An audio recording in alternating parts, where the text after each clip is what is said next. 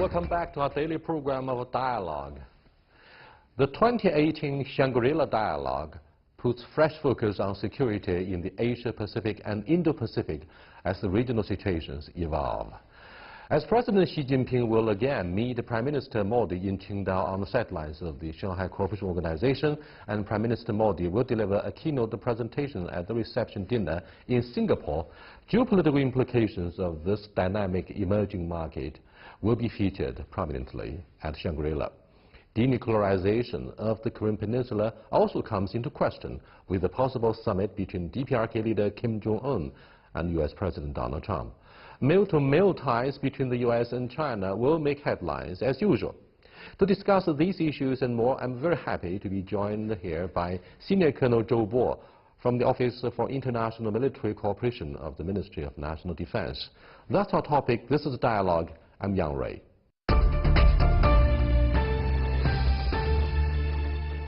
Welcome to Dialogue.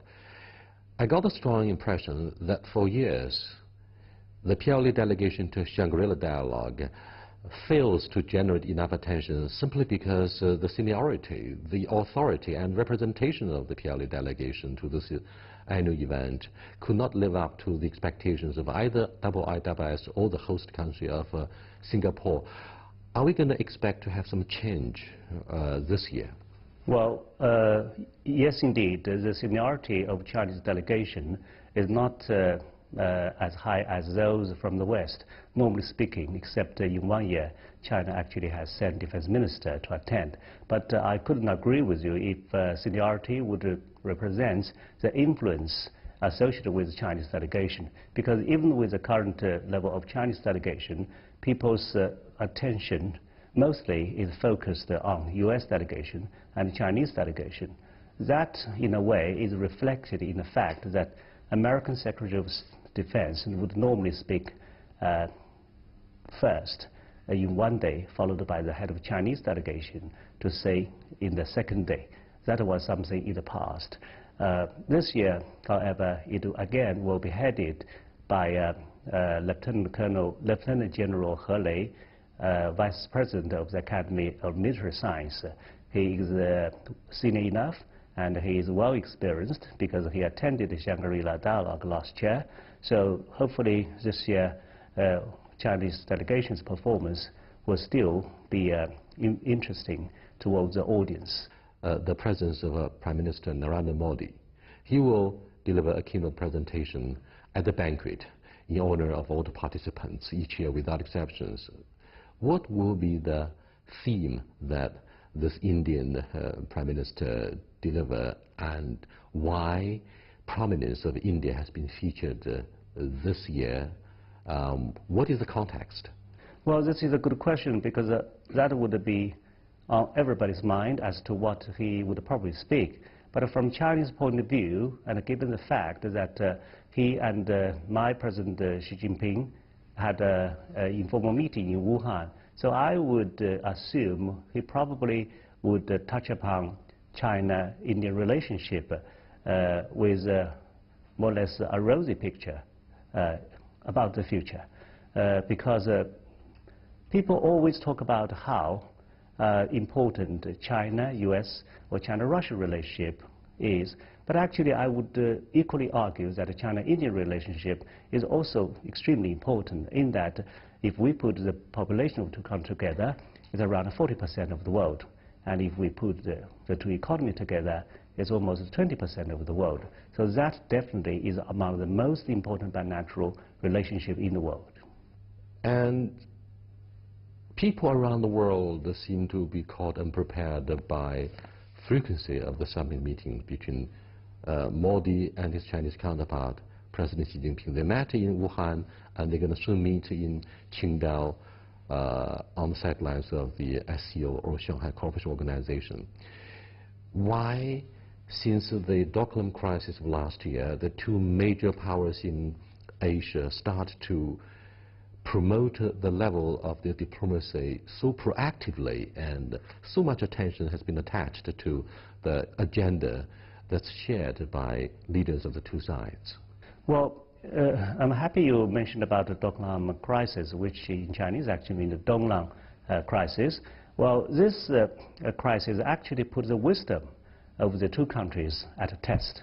Well, if we look at the border, China-Indian border, you would find this issue very much outstanding, partly because China has resolved its territorial disputes with 12 countries out of the 14 neighboring countries. So only 2 countries are left. One is India, another is Bhutan. With Bhutan's border, it's very short, so our problem with India on the border issue is really outstanding. But if we look at this issue from a wider picture, we would find that probably we'll have more than any other country. I'm talking about confidence-building measures as to how we can possibly maintain peace and stability along the border. So as a result, as the Indians said, not a single bullet is fired over the last 30 years. This is really, really seen even in the world. So we understand this is a problem, and we have, both of us, tried great efforts in not having this problem spilling over to affect the overall situation of China-Indian relationship. I can only guess why they would have more contacts, partly because there are more international meetings which both of them have to attend. But this, of course, this kind of informal summit definitely is something only found between China and India. They actually have decided. And why have they decided? Because they both realize that how important it is for these 2 largest developing countries in the world to maintain such a kind of amicable and manageable relationship. China shares a border with 14 countries land-wise. But may I generalize border issues in terms of a frontier? We have the maritime frontier and the land border. Yet, we've solved the border disputes with the 12 out of 14. India is one of the remaining 2. The eastern part of the border in particular remains unresolved. Given the fact that we had a border clash back in 1962 and the Doklam crisis of last year, is it an easy job, for example, to build consensus or, most importantly, to build trust? I think that there is indeed a kind of trust between us, and this kind of trust is exceptional in that even during festivals, the border troops across the border could even get together and celebrate. So there are very detailed confidence-building measures existing between 2 militaries. For example, in the agreement between the border troops, we have agreed not to follow the patrolling troops of the other side.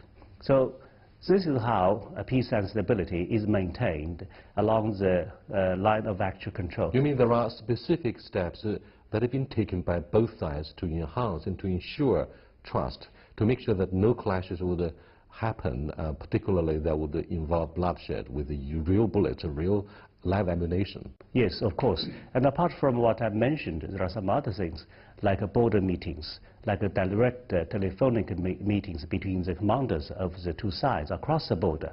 So it is through all these kind of activities, plus regular exchange of visits by border troops, that we have been able to manage the border to maintain peaceful.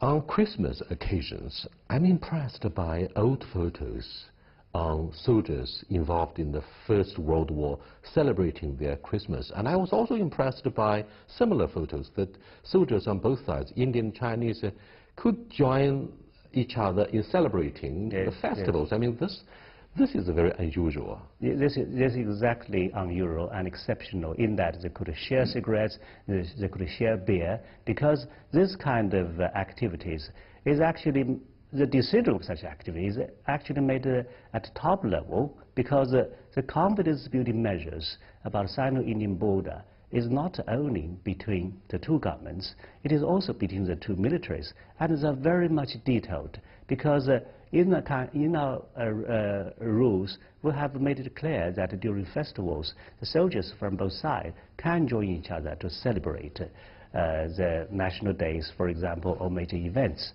So, and this is very much accepted by the soldiers themselves, because this provides them a chance to relax, and because they are soldiers at front line, they just know more than they know better than anybody else how important it is to maintain at least a manageable and a workable relationship with the so-called rival.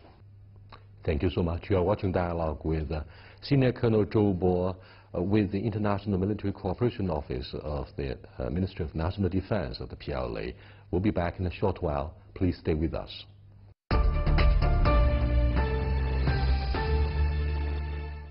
They say they need to protect the freedom of navigation and overflight. The military activity should not be taken as a freedom of navigation. Do you think, from virtuality to reality, the Chinese armed forces would turn the box office record of Wolf Warrior 2 and the operation in the Red Sea into reality one day in the future? So these two films just show us that if in extreme situations, the PLA has to be brave enough to use force.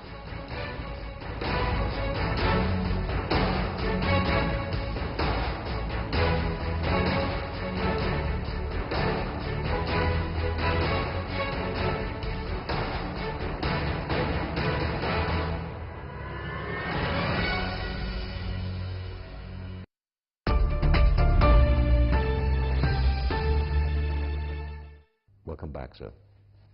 Let's look at the construction of the Djibouti military base. It used to be the logistics supply base, but overseas media describe it as increasingly the first overseas military base of the PLA.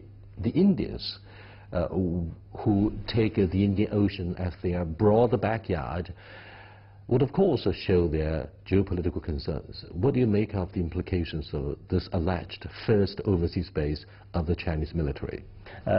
Yes, Djibouti supply station, as you have correctly said, is just a logistics supply station. Its primary function is to accommodate PLA Navy's counter-piracy efforts in the Indian Ocean. Plus, it is also a stopover for Chinese troops engaged in either peacekeeping or international disaster relief. But China's logistics station should not be a kind of eyesore to the Indians, because as I have mentioned earlier, in the Indian Ocean, China and India could also cooperate. Actually, they have indeed cooperated in that the Indian Navy has actually relieved apparently the Chinese ship called the Fu City, while China has also escorted the Indian commercial ships. So in the Indian Ocean, apart from all what I have mentioned before, China also has another concern, that is the safety and security of the international sea lanes, because China's import and export are extremely heavy in the Indian Ocean. Therefore, we have to join other countries to make sure that the critical international sea lanes are also safe. And this is why we in China, India, and some other 20 countries were once fighting piracy altogether in the Indian Ocean. Let me go back to a flashpoint that you mentioned earlier, the South China Sea. Not only have the two sides, the United States and China, discussed the weaponization of the outer space, the United States also accuses China of militarization in the South China Sea. Look at our deployment of missiles and recent landing of a bomber in one of the islands. They say they need to protect the freedom of navigation and overflight, and China allegedly violates the concerns of claimant countries in the South China Sea. What do you make of the U.S. concerns? Well, first of all, there are two different concepts. First of all, about freedom of navigation, I have said time and again that we in China and the United States have a disagreement over the exact definition of freedom of navigation. The irony is both of us quoted the UN Convention on the Law of the Sea to justify our own position, but put it in a short way, the United States would characterize their military activities as a kind of freedom of navigation, which China disagrees, because China considered the military activity should not be taken as a freedom of navigation. Because even according to UNCLOS, it is written clearly that freedom in performing freedom of navigation and overflight, those countries should have a due regard to the rights and interest of the littoral states. There is a lot of disagreement as to what due regard means, but at least is a kind of regard to the rights and interest of the littoral states. If you have more than 2,000 reconnaissance and surveillance against China, how could you call that due regard? And on the question of so-called militarization, well, it's very hard to define what militarization exactly means. This is almost a kind of a chicken and egg argument between China and the United States. From Chinese perspective, if I look at this issue, I would say what the United States has maintained. It maintains that it has no position on the sovereignty of South China Sea. It maintains that it would not take sides with any claimants in the South China Sea. And then the situation right now in the South China Sea is that the situation actually has come down, with China and ASEAN countries both pledged to make further efforts in implementing a code of conduct. So, and China's relationship with President Duterte is very good. It is known to all. So why, in such kind of a changed good situation, the United States would send ships to have more provocation in the waters of China-controlled islands and reefs? Isn't this kind of activities a kind of real militarization from China's point of view? The U.S. not only set its eyes on the so-called militarization in the South China Sea, but also turned to The Hague for international arbitration. China says it does not recognize, does not accept international ruling about South China Sea. Do you think this discussion will be repeated this year in Shangri-La? No, I don't think so, because first of all, the so-called ruling which China refused to accept was made a few years ago. Secondly, and China would not accept this because it has actually made a declaration as early as 2006 that it would not accept any ruling regarding sovereignty and maritime boundary demarcation under Article 298. This is interesting because China made the declaration as early as 2006, and the Philippines only sued China in 2013. So it's not that because China doesn't like the Philippines to sue us, therefore we said no, we will not accept the ruling. It's because well before the Philippines did that, we have made a declaration known to the world. So long as it is concerning territory or sovereignty issues, we will not accept. This has nothing to do with any specific country. So China made the declaration much earlier than Philippines suing us in 2013. Following years of reassessment of their traditional policy of engagement since perhaps 40 years ago, both parties, Democrats and Republicans, have built a consensus regarding the alleged assertiveness of the Chinese military in the South China Sea. And following the release of their policy papers such as the National Strategic Security Outlook, the Americans take China as a threat, even more serious than Islamic terrorism or extremism in the Middle East. Therefore, following the alleged landing of a bomber in the South China Sea, they made responses in two ways. One is the cancellation of an invitation to China to be involved in the RIMPAC exercise. Every 2 years, such exercises will take place under the leadership of the U.S. Navy. The second is their passage of 12 nautical miles of sovereign waters in the South China Sea without winning the permission, getting permission from the Chinese Navy in the first place. Now, these two gestures are viewed very much as a symbolic provocation to show their defiance in the South China Sea. What is the response from the Chinese authorities? Well, first of all, we are strongly opposed to the United States describing China as a strategic competitor Actually, in the two reports published by the end of 2017 and early this year, China is considered even above Russia to be the top strategic competitors. But the reasons why China becomes such competitors are most ridiculous, as I have written and published in Financial Times. So they claim that China uses predatory economics to intimidate its neighbors. But the fact is, China is the best trading partner to 130 countries, including the United States. How can China intimidate 130 countries into its best trading partners? How can that be? The other claim is that China is trying to dispel the United States from Indo-Pacific region.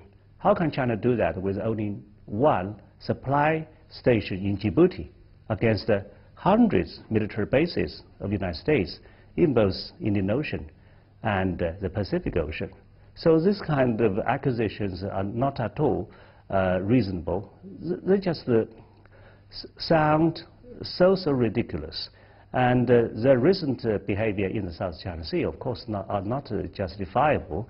And I think the Ministry of Defense and Ministry of Foreign Affairs have all expressed the strong opposition to these kind of activities. They are not freedom of navigation exercise. They are just considered a kind of a provocation, indeed, a kind of militarization of the South China Sea, in my opinion. Around the world, observers have been following the process of PLA modernization, and President Xi Jinping showcases his vision and in restructuring the armed forces of the PLA. What can you tell the world audience about the message that China delivers to the world through the military build-up? Is it a threat? That's a very good question. Actually, over a month ago, I was invited by King's College London to just talk on that issue. Well, the roadmap of PLA is clearly defined in the 19th Congress report that we would become mechanized by 2020, basically modernized by 2035, and to become world-class military by mid-century. This is clearly defined. But what I want to say is, what makes China's PLA, the largest armed force in the world, different from others is that apart from its traditional role of safeguarding China's sovereignty and territorial integrity, we have to go a bit beyond that to look at the wider picture, that is the whole world. Because safeguarding sovereignty and territorial integrity is almost the same job for all the military, but China has huge interest overseas. If you look at all the countries in the world, you would find made in China everywhere. And China's national interests are not confined to just commercial products. They're everywhere. They're just, they include, as I mentioned before, import and export, investment, property, safety and security of Chinese national. And China even have assets in outer space. So we have other things to protect. One is China's overseas interests, another is China's international, another is to fulfill China's increasingly important international obligations. So the PLA right now is already across the globe to conduct, for example, peacekeeping, counter-piracy, and humanitarian disaster relief. There is one thing we have yet to do physically abroad, that is to counter terrorism. But China has already issued a national law which allows PLA and armed police to conduct counter-terrorism overseas. And for us to do that, the PLA still has a lot of things to improve.